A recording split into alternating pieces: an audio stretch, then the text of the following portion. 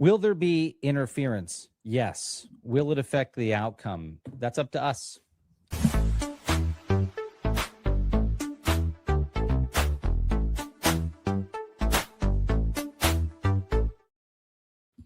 Welcome, everyone. I'm Stephen Beschloss, and this is Six Questions. I hope you follow Six Questions wherever you get your podcasts. It's been more than 10 long years of Donald J. Trump raising doubts about our country's elections. His anti-democratic hostility to our voting systems and the fundamental right of every American to have his or voice heard first reached its peak on January 6, 2021, when he tried his damnedest to deny the outcome of the 2020 election and reject the peaceful transfer of power. Since then, we've suffered through his constant barrage of lies and lawsuits about election fraud and a stolen election. That continued in recent days with a lie-filled speech intended to sow doubt by blaming China for his loss. And he continues to make moves to undermine election security, intimidate voters, and break Americans' faith in a midterm election that doesn't keep the Republicans in power.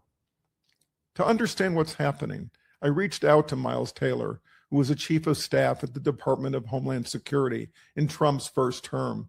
Miles became an important voice of resistance and whistleblowing from within, writing an explosive op-ed as anonymous for the New York Times in 2018, and subsequently penned the national bestseller, A Warning. He's been accused by Trump of espionage and treason in a 2025 executive order intended to frighten and silence him. But Trump underestimated his fearless target. In response, Miles, whose work at Homeland Security was involved with protecting our elections, launched defiance.org. He continues to speak out and writes regularly and incisively on Substack to push back against the lies and help fight back against this anti-democratic regime. So with that, let's get started. Miles, it's great to talk to you. You've been one of the most important voices providing both facts and sanity in response to Trump's constant drumbeat about rigged elections. Thanks for joining me as we think through where we are, how we got here, and where we're going. So the first question, let's start with where this is going. You know, we saw Trump sending FBI agents to seize ballots in Georgia. We heard his speech days ago lying about China's involvement to explain his loss in 2020. We lived through the January 6th insurrection where he refused to accept the election's outcome. And in an effort to stay in power, we hear him lie and whine constantly about rigged elections and repeat his big lie that the 2020 election was stolen. Based on what you've seen so far, what's the plan for the November midterms? Will there be interference and will it affect the outcome? Will there be interference? Yes. Will it affect the outcome? That's up to us. And let me be more specific on both. Will there be interference? It's already underway. The president has announced unprecedented efforts to affect the midterm elections. These efforts to coerce states across the country to hand over their voter rolls, to use an unproven database inside the Department of Homeland Security to decide who is basically allowed to vote and who is not based on their immigration status or whatever other criteria the administration might inject into that code is reckless, to say the very least, is a direct attack on our democracy and our democratic rights. Fortunately, there's been remarkable pushback in the states, in the courts. Judge after judge has been striking down Donald Trump's efforts to get states to hand over those voter rolls, to try to take over mail-in voting in this country by having the U.S. Postal Service decide whose mail-in ballots get delivered and whose don't. So the meddling is happening. It's underway. Yeah. Donald Trump is likely to deploy other efforts. It's not hard to see that it's happening. Not hard to see. And, you know, look, we need to be prepared for the fact that as the vote tallies start to come in and Trump's team starts to say to him, hey, sir, we're losing in this election, and this election, and this election. Looks like we could lose the House. Looks like we could lose the Senate. They're going to decide what states they find fraud in and send in federal agents, do what they did in Fulton County, try to seize ballots, try to cast those elections as fraudulent. And we already know how they're going to do it. I'm going to tell you how that's going to play out in the days after the election. They're going to say, pick a state that hasn't forked over its voter rolls, California. They're going to say, hey, in that contested race in Northern California, where that Republican's running against that Democrat, California didn't hand over their voter rolls. We think there's a good chance there's illegals voting in that election. We're going to go send the FBI, or, as Trump said in January of this year, he wishes he'd sent the National Guard to go seize voting machines. He's going to try to take on those efforts. The bad news for him is he's giving states and localities a whole lot more time to prepare than any of us had in 2020 when Donald Trump claimed the election was fraudulent. That caught, it shouldn't have, and we can talk about that later, it caught most people by surprise in 2020, and they scrambled to defend against Donald Trump's claims of fraud. Now they know it's coming. Now they know he's going to literally try to put his hands on their ballots. They're preparing lawsuits. They're getting their people prepared. But the reason I say it's up to us as the American people is the single best antidote we have to an attempted takeover of our elections is turnout. And I'll tell you, throughout the past 100 years, we see that in every single autocracy or quasi-dictatorship around the world, that when the leaders try to meddle to win the vote, because rarely do they just cancel elections, because that's a concession that they've just stolen them, right? And that's too obvious to say, I'm just canceling the elections. Then the people are mad. But if they act like they're playing by the rules and they try to tilt the vote in their favor, but it was a blowout for the political opposition, well, then the people know something's wrong. They say, I waited in line to vote for 3 hours. There's no way that the election was for his side. That's what we need to do in this country, is an extraordinary voter turnout. And I will, I will get to what I would consider hope, as in massive turnout and what that makes possible. My one follow-up here is really the question of how much you expect this is going to play out. Obviously, not just before the election, but is it going to be weeks and weeks and weeks of uncertainty, sort of given all the ways in which they may try to manipulate and sow doubt after the election? Probably. Much like the 2020 election, which, even though it was clear a few days in, took a few days to finalize some of those competitive races. Granted, that was a presidential election. The nation was still on pins and needles. Donald Trump is going to try to drag this out, and every district is different, and they're going to take advantage of the fact that every district is different, every race is different. They can potentially deploy different opportunities to meddle in different districts. In one place, they might say it was voter fraud and go seize the ballots. In another place, they might say they have concerns or questions about the integrity of the voting machines, and they may file petitions there. There's going to be an array of efforts to try to tie up these competitive races in litigations, in swirling questions, with the hope that Donald Trump and team can buy time and potentially buy air cover for the Speaker of the House, Mike Johnson, to refuse to seat people who've been elected. It's not conspiracy theory anymore. That's the likeliest path this is going to take. But they're going to have a harder time making that case if all the states and localities and the voters are prepared for this nonsense. If the elections are above board, if they are transparent, and if the fact pattern in the courts benefits the people who obey the rule of law as opposed to those who don't. And again, that's another silver lining I think Trump is giving us, is he's giving us lead time to stall and thwart a lot of his meddling.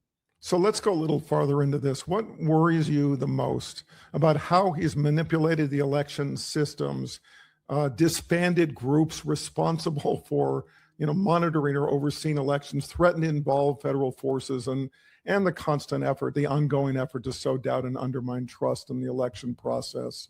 What worries you the most? Well, I do. You named it. It is the dismantling of the existing election security architecture, at least at the federal level. I mean, here's what Trump's not able to do. He doesn't control the secretaries of state in individual states that are in charge of their voting. He doesn't control the local election officials. They're trying to. They're trying to coerce them and intimidate them and threaten them with prosecutions if they don't fork over voter data to this White House. But so far, I think they've been unsuccessful in making that intimidation work. But what did work in 2020 is that Donald Trump's own team was able to certify the election was secure. And I know because I helped build that team. My former colleague, Chris Krebs, we put him in charge of the election security agency for the federal government. He was a handpicked Trump appointee. He started the day before me at the Department of Homeland Security and eventually became the head of the agency that oversaw our nation's election security efforts on behalf of the president. And after Trump started claiming the election was stolen, Chris Krebs was able to come forward publicly and say, no, Mr. President, it wasn't. In fact, because of your administration's efforts, it was one of the most secure elections, if not the most secure in American history. Unfortunately, Donald Trump has taken those structures that helped certify the integrity of the election in 2020 and has dismantled them so that they can't do that, so that the bureaucracy cannot step forward and say, the president's wrong. It actually was secure. He's disbanded the FBI teams, the DHS teams, the Office of the Director of National Intelligence. And ironically, these were all the functions Donald Trump pointed to in his speech last week when he said that the Chinese meddled in the 2020 election. Well, unsaid in his remarks is the reason they didn't succeed and other foreign adversaries didn't succeed is that we had built up this remarkable interagency apparatus to spot and track and disrupt foreign plots. Donald Trump is breaking that, and that's also going to mean domestically he has a greater ability to try to make false claims about the election. Yeah, and honestly, it just makes it so painfully obvious that his desire is to interfere with the functioning of the systems by stripping away all those people. It couldn't be more obvious. So let me focus a little bit more on this question of security. Your job at Homeland Security was involved with protecting our elections. Can you explain how secure the election systems actually are? What potential is there for foreign interference, and why is it meaningful that the Constitution mandates that the states, not the federal government, control the election process? Well, think of it like a distributed network. If everything's done on one computer, all you got to do is hack that one person's computer, right? If all of their files are stored on that one computer, but let's say someone has 1,000 iPhones and they divide their files among those 1,000 iPhones. Gosh, if you try to go get all their data, you have a lot of targets to go after. It's very difficult. And really quickly you decide, maybe that's not the useful way for me to disrupt this person's life is to hack into their devices. It's going to be way too much work. That's what happened when the Russians looked at our elections in 2016.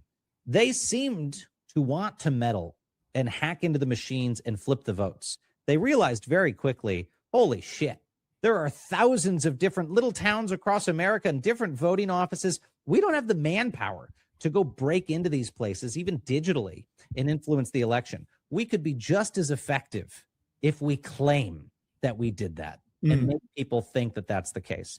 And in reality, the distributed aspect to our elections has made them much more secure. That's one of the benefits of having a state-administered election system instead of the federal government. It also is a benefit when it comes to a president's efforts to influence an election. It's very hard for Donald Trump to do that. He may try to go snatch and grab ballots in different places and send federal agents, but his task is made more difficult because it's decentralized. It also makes it likelier for his attempts to be exposed just by virtue of the fact that he'll have to go choose races where his team maybe wasn't doing well. I mean, here's the tell to watch for after the elections this November. Does Donald Trump contest the races that his guys win? Probably he won't. He won't contest a single race, my prediction. He won't contest a single race that a MAGA person wins.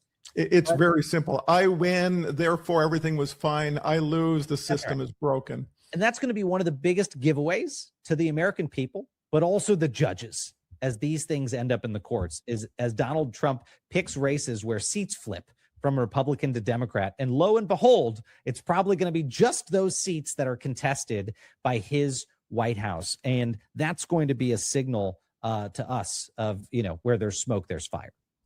Does that also include that the machines themselves are not connected to the internet? In other words, that somebody from some nefarious location is not situated to be able to manipulate voter totals because the machines are not available?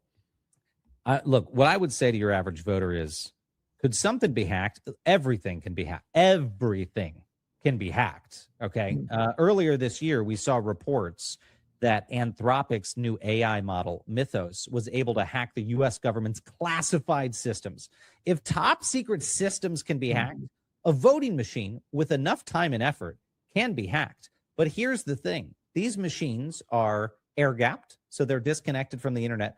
But they also, importantly, most of them print receipts. And that's a very, very powerful backup. And something that it's really hard for a foreign adversary, even if they hack a machine, to overcome, is if you go vote, and if you voted on an electronic machine, I go vote at one just down the street at a local middle school, it kicks me out a receipt. It tells me how I voted. It kicks out a receipt on the back end too, so that there's a paper record in case something happens in the meantime, in case something corrupts that data. That's a really, really powerful fail-safe in this country. And look, a lot of districts have said, I don't even want to deal with the hassle of people being concerned. And they've just moved back to paper ballots entirely. So there's no doubt. But the disparate nature of all those voting systems is another thing that makes it very hard for foreign governments to corrupt our elections. Now, will foreign governments continue to try to claim that they have meddled and flipped votes? Of course, that's what the Russians did. That's what they found was the easy button, is let's just make it look like we did the really hard thing. And maybe that will throw the American system into chaos. But it's important for people to know that and expect it, so that it has less of an effect when it happens. Great. So the fourth question, I want to go back in time a little bit with you. So after the constant drumbeat for the last decade that elections are rigged and the outcomes can't be trusted, unless, of course, Trump and his allies win, it's easy to forget that the issue of free and fair elections was not really considered an American problem, right? There's a reason that Jimmy Carter used to head to other countries to monitor their elections, right? I mean, it's been said, there's, long been doubt about Kennedy's victory over Nixon, that it was aided by votes from dead people. And we can remember, obviously, the weeks of dispute over hanging chads in the final tally in Florida, when George Bush won over Al Gore with the help of the Supreme Court.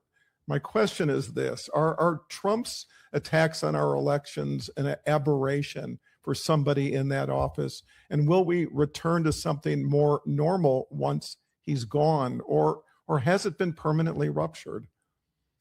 Well, look, I think it's done generational damage. That's for sure. And one of the telltale signs throughout history that a polity is potentially at risk of becoming undemocratic is contested elections. And I'm looking for this quote in here. I wrote an article the other week on defiance.org about this phenomenon, and how in the early days of the colonies, we had I'm not going to be able to find it here, but a number of the pamphleteers early in the American Revolution wrote about this phenomenon in Britain. They wrote about how one of the leading indicators that the British system was becoming disconnected from the sovereignty of the people was how contested the parliamentary elections were. You go back to the 1730s and 40s and 50s and 60s, and what you see in this place where people thought they'd perfected it. It was a competitive multi-party democracy with universal suffrage. No, it was not democracy as we know it today. But the parliamentary system was seen as highly progressive. And but then contemporaries felt like it was being corrupted, because every single election was contested. The rules behind the elections were contested. Parliamentary majorities were being thrown into doubt. And you saw a lot of the people who eventually became founding fathers say, we're sick of this. This is a mess. A lot of them literally got on boats and moved their families over to the colonies because they said, this is falling apart here. There is rampant corruption across London. Just like we saw then, just like we saw in the Roman Republic, just like we saw further back in antiquity in places like Athens, as the elections themselves start to be contested and then doubted, that's where you plant the seeds for the corrosion of a free system. Now, it's not inevitable, but Donald Trump has planted those seeds. He's making people doubt the integrity of our elections. It's vastly worse than what we saw in 2020 in the United States with the contested election between George W. Bush and Al Gore. Even that, though, took our democracy years and years to recover from. I'd say it was at least a decade before the American people felt, all right, we're not really worried about the presidential election ending up in front of the Supreme Court again. That faded from public memory. This is much more fundamental than that because there is intentionality behind it, right? The 2020 election ended up being a nail biter where people had to fight over hanging chads, but it's not because Bush or Gore was trying to put their finger on the scale ahead of the election and to change the rules in their favor. That's what we are. The 2000 election, just for a simple correction. The 2000 election, that's right. Yep. And that's doing remarkable damage right now in the United States. It's reversible, but we've got to restore the public confidence by making sure there's an election security architecture in this country that Democrats and Republicans agree to. Which leads me right into the fifth question. What is your advice for everyday citizens? What can they do to help? And as a corollary, how confident are you that the secretaries of state and other state level officials responsible for managing the election are prepared for what's coming?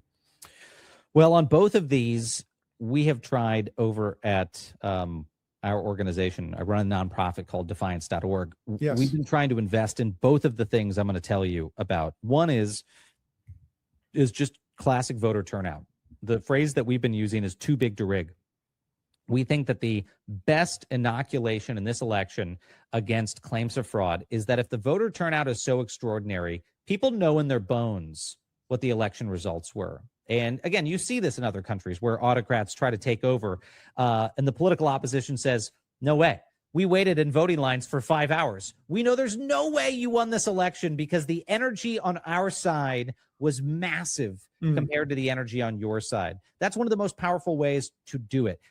I keep saying people need to act like Election Day this November is the release of the 8th Harry Potter book. They need to camp out. They need to be prepared. It has got to be a cultural moment where people are just turning out in force. Yeah. That's going to give all of us the confidence in what the election results are. That's piece number one. Too big to rig is what this election needs to look and feel like and be like. The second piece of your question, are the secretaries of state and local election officials doing what they need to do?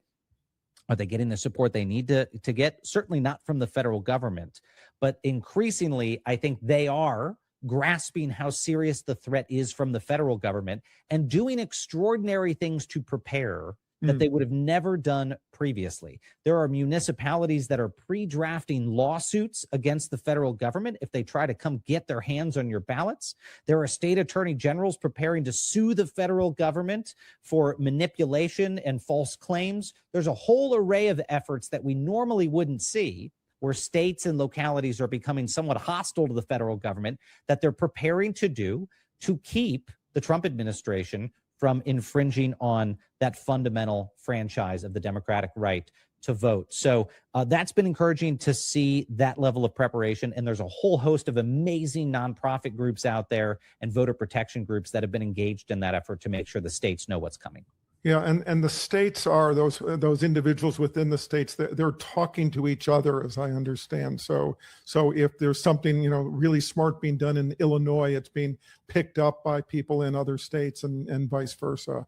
That I don't know if that's historically been true. It seems like there's more sort of interstate communication than in the past. Well, I'll give you a quick example of how we've done that is with local prosecutors. Our organization launched something called the Fight Against Federal Overreach, FAFO, which also has a cheeky alternate meaning. But the Project for the Fight Against Federal Overreach is a nonprofit nationwide network of prosecutors, local prosecutors, who ultimately are going to be the ones who need to guard against federal agents unconstitutionally taking actions to suppress the vote or unconstitutionally trying to seize ballots. They'll be the ones to bring prosecutions against those agents. Those local prosecutors are also, by the way, the ones that have been charging ICE agents who've engaged in killings and other crimes when the federal government refused to police their own people. Now that effort, FAFO, is training prosecutors on election law to make sure that they are ready if these things happen in their districts, if nefarious federal action happens, to take those federal agents to court. As Larry Krasner, who's the top prosecutor in Philadelphia, said, he would, quote, throw their asses in jail if they break the law to suppress the vote or try to steal the vote. So you are seeing states and locals start to collaborate in ways that they have never done before. There's no other organization that's ever done this with prosecutors, local prosecutors in modern American history, but it's happening this cycle because people now understand the threat. Yeah, and fighters, right? Fighters, not folders, people who are prepared to sort of deal with the moment. I mean, I think it's worth underscoring, how insane it is that states have to be preparing lawsuits before the election in anticipation of a federal government, a president of the United States, lying about the outcomes. It really is crazy. Yeah. So my last question, the sixth question, how hopeful are you that there will be an overwhelming Democratic victory? And does a massive turnout, will it, I mean, you've touched on this, but will it provide the necessary bulwark against Trump and the efforts to deny the outcome that will, for him, that will indeed curtail his power? I don't think it's going to prevent him from contesting the results. I think it is as close to a guarantee as we've ever had in recent American political history that Donald Trump will contest the results if the MAGA side loses. We're going to see him contest it. Now, his ability to muck up the public perception of who won and who lost is going to be dependent on how big that turnout is, how big those vote totals are. And I am hopeful that we're going to see that remarkable turnout. There is no one who's doing a better job at get out the vote for the political opposition in this country than the president of the United States. He doesn't realize it. He really does not realize it. If you tell me that I can't vote, guess what I'm going to do? I'm going to get myself to the polls. It's really remarkable. I mean, it really is remarkable because these folks think, and Donald Trump thinks, he can scare the political opposition, intimidate them into not voting. Part of their effort here is passive voter suppression, just scare people away from the polls. What he is doing is riling up the political opposition to a level I've never seen in my lifetime. People are fired up. And ironically, the place that he is suppressing the vote is on the MAGA side of the ledger right now. Donald Trump is sending a signal to his side. Don't worry, I've got this in the bag.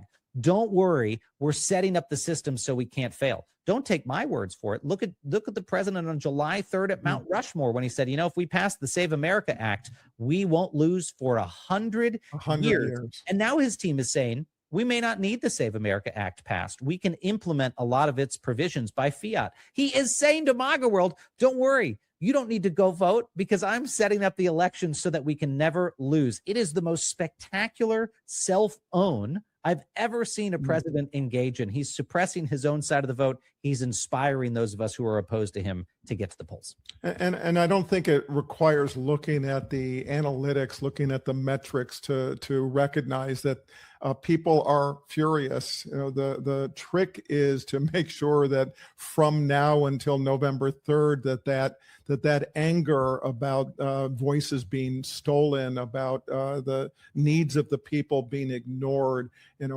lingers, right? It lingers or builds, and I think that is the work of these coming months. And I honestly couldn't appreciate more the work you're doing with defiance.org to help with that and to trying to be very precise about what the dangers are. So appreciate this conversation a great bit. Before I let you go, one more thing, 6 more questions, a lightning round. You ready? Hit me. Okay. What makes you happy? My wife and daughter. What makes you angriest? Donald Trump. That was an easy one. What is your favorite word? Defiance.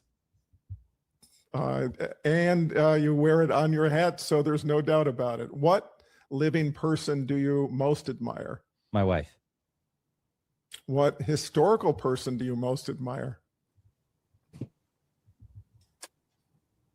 It's a tough one.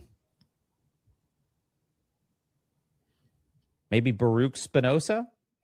That's going to be a little esoteric for some people. Well, say a sentence or two. Why? He's a political philosopher that made the case that that God is nature and nature is God, and derived an entire epistemology, ethics, politics, etc. from that philosophy. But I suspect you are. I'm not super wedded to Baruch Spinoza as the answer. Do you want option B, or are you good with that? On his opinions in public, but we'll keep it as that as the answer for right now. I want more people to go read Spinoza. Well, there you go. And by the way, can I say, I think you're the first person who said that, and you'll probably be the last person who picks Spinoza. But you know what? I went into our nice local bookstore here in Washington, D.C., Politics and Prose, the other week, and I went to the philosophy section. There was like a whole shelf on Baruch Spinoza, and I said, someone here who's stocking books is a fanboy or fangirl of this long dead 17th century philosopher, such as it is.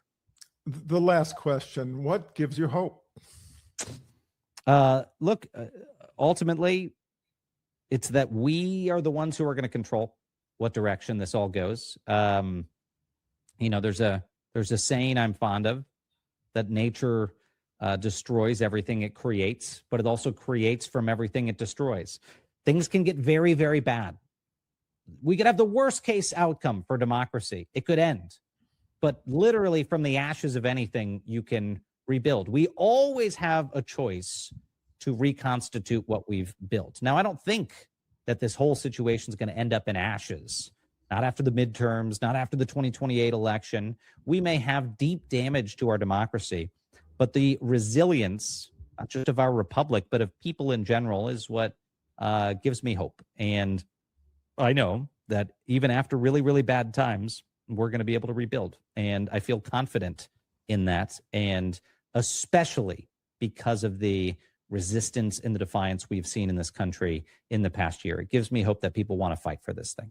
Yeah, and let's never underestimate the power of the idea of self-governance, right? And whatever shape it takes, from decade to decade or century to century, the desire for people to rule their own lives and put in place a government that represents that is a singular idea that will ultimately never go out of favor. Give me 1 second. Hold on. Just realized I mentioned Spinoza, and I just pulled him off the bookshelf. Ethics by Benedict de Spinoza, out now. Buy your copy. Been out for about 400 years. Never goes out of favor. There you go. If I can inspire one person to get into political philosophy, I think you will. I can pretty much be sure of that. So, Miles, thank you so much. Appreciate the conversation. Look forward to doing it again. Stephen, great to be with you, my friend. Thanks.